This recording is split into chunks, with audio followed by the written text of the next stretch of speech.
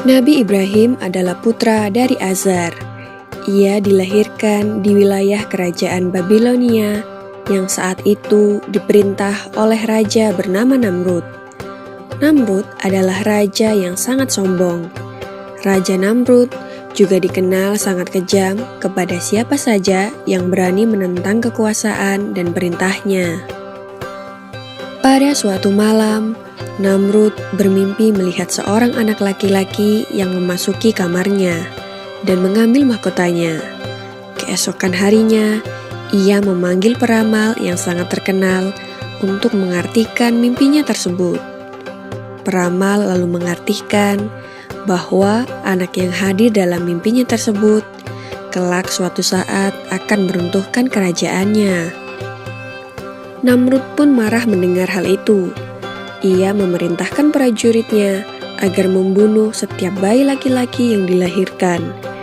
Azar, yang istrinya saat itu sedang mengandung, begitu khawatir akan keselamatan bayinya.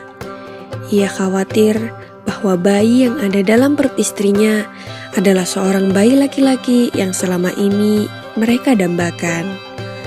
Untuk menyelamatkannya, Azar mengajak istrinya bersembunyi di dalam gua yang jauh dari keramaian.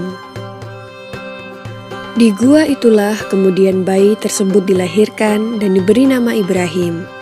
Agar tidak diketahui oleh orang lain, Azar dan istrinya dengan terpaksa meninggalkan Ibrahim yang masih bayi itu di dalam gua dan sesekali datang untuk melihat keadaannya.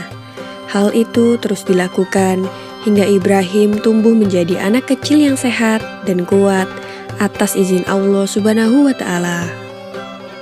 Bayi Nabi Ibrahim dapat hidup dan tumbuh di dalam gua karena pertolongan yang diberikan oleh Allah Subhanahu wa Ta'ala. Ibrahim dapat menghisap ibu jari tangannya sendiri dan keluarlah air susu yang sangat baik. Itulah mukjizat pertama yang diberikan oleh Allah kepada Nabi Ibrahim alaihissalam. Hidupnya yang cukup lama di dalam gua tentu membuat Ibrahim kecil sangat terbatas pengetahuannya tentang alam sekitar. Ketika beranjak remaja, Nabi Ibrahim akhirnya keluar dari dalam gua. Ia begitu terkejut melihat pemandangan alam yang begitu luas dan indah. Di dalam ketakjubannya itu, Ibrahim berpikir bahwa alam yang sangat luas dan indah itu pasti ada yang menciptakan. Maka Nabi Ibrahim melakukan perjalanan untuk mencari keberadaan Tuhan. Ia mengamati lingkungan sekelilingnya, namun ia tidak menemukan sesuatu yang pantas dijadikan Tuhannya. Di siang hari, Ibrahim melihat begitu cerahnya matahari menyinari bumi. Ia berpikir, mungkin matahari adalah Tuhan yang ia cari. Tetapi ketika senja datang dan matahari tenggelam, gugurlah keyakinannya akan matahari sebagai Tuhan.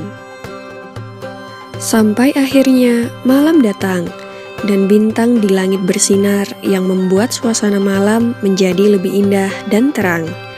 Nabi Ibrahim pun mulai berpikir, apakah ini Tuhan yang aku cari? Ia menatap bintang-bintang itu dengan penuh rasa bangga.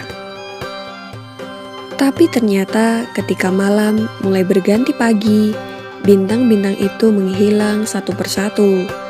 Dengan pandangan kecewa, Nabi Ibrahim melihat satu persatu bintang-bintang itu menghilang dari langit dan berkata, "Aku tidak menyukai Tuhan yang bisa menghilang dan tenggelam."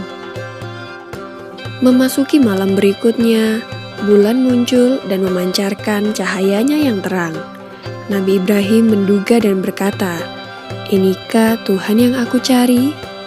Maka ketika pagi datang, bulan hilang tanpa alasan seperti yang terjadi pada matahari dan bintang. Nabi Ibrahim pun berpikir, pasti ada kekuatan yang maha besar untuk menggerakkan dan menghidupkan semua yang ada. Dan Nabi Ibrahim pun percaya bahwa hanya Allah Subhanahu wa Ta'ala yang maha mengatur segalanya. Demikianlah kisah Nabi Ibrahim alaihissalam dalam mencari keberadaan Tuhan.